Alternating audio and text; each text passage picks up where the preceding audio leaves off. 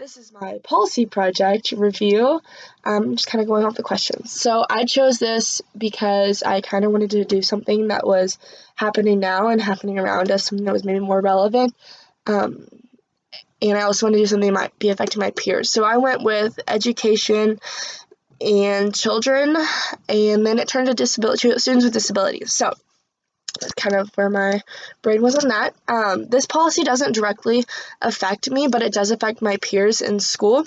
And I've mentioned previously that my mom is a teacher, so it also affects her students. And I've also helped out in schools, so I've just kind of been able to take on that perspective.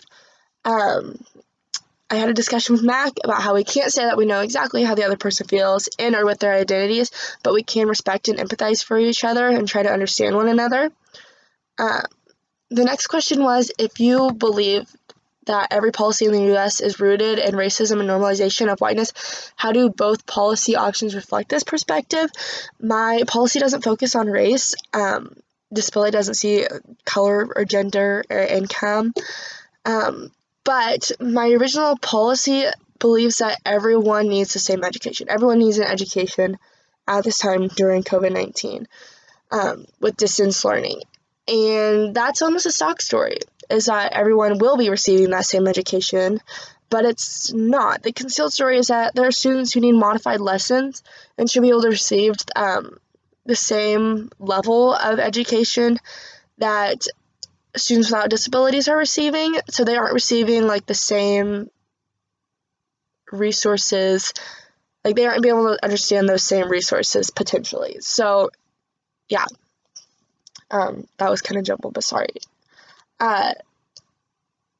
The next thing was, in what ways did you seek out the voices of those who are directly impacted by the policy? I watched a Netflix documentary that kind of helped with the understanding. It was called Crip Camp, and it just kind of showed the lives more so of people with disabilities and how they came to a camp where they were able to connect with one another, and they talked about how they felt outcasted in normal society, but whenever they came to the Crip Camp, they were able to just be themselves fully. So that kind of just helped with my background knowledge and my understanding of how maybe older people would perceive their disabilities. I also researched some stories. One was about Natalie and her 14-year-old son CJ, who has autism.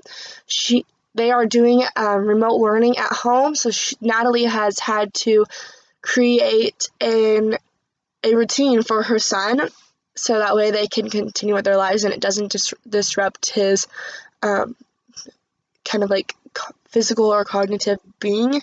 So she's had to modify all of his lesson plans with the resources that she's been given by the school, which wasn't much. So she's also had to create new lessons for him, so that way every day they have a new routine, every day they have a routine where they are learning. I feel like this is a pile-on principle. She's a single mother.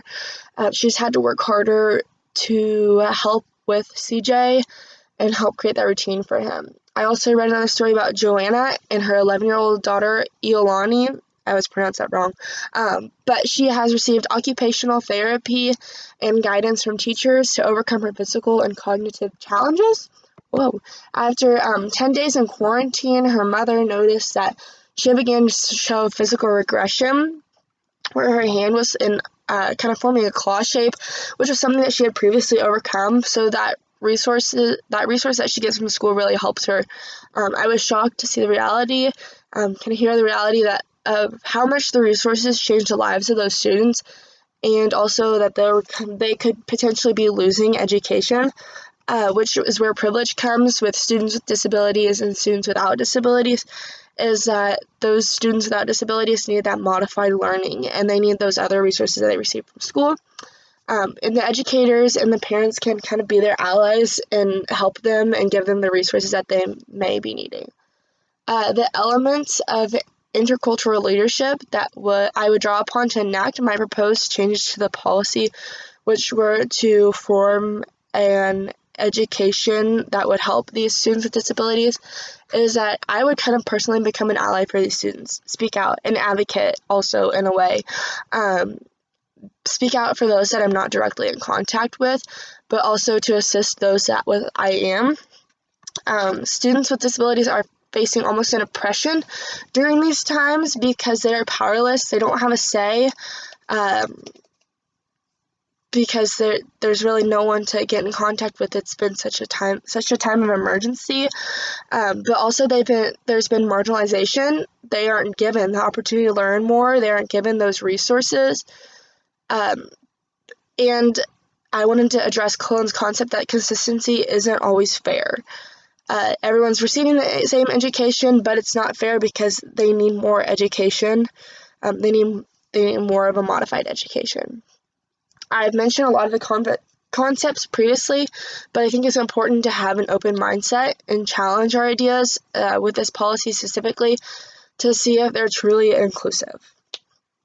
The final question was, how does your intercultural leadership story inform your ability and desire to create change on a systematic level? And I'm sorry for this going over, but I kind of have a bit on this. Coming into this course as a whole, I was not as understanding of the differences that we all hold. I saw them, but I didn't acknowledge them necessarily. And now I've been able to appreciate those resources, or appreciate those differences. It's shown that I think that I've shown that I've had a change in perspective throughout this course. That comes from the greater understanding that I have now, and I have more of an understanding why things happen. Why do people do things? Why do I do things? How do I do what I do when it comes to intercultural leadership? And I've also been equipped with a how. How do I combat these things, especially like with the OUCH training and learning all of Cullen's principles? It's just helped create a better understanding. And so now I can apply these things to my life, and I expose myself to other cultures, and I will actually grow from those experiences because I'll have more of an open mindset.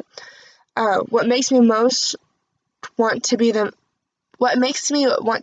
most open to these experiences is because I don't always see these experiences. I don't always see them in my community, and I have a strong desire to learn and grow in every aspect of life. So now I just want to be open and willing to new experiences because I now know a better way to not necessarily combat, but to experience them. So yeah, that is my policy project review, and I'm sorry for going over, but thank you.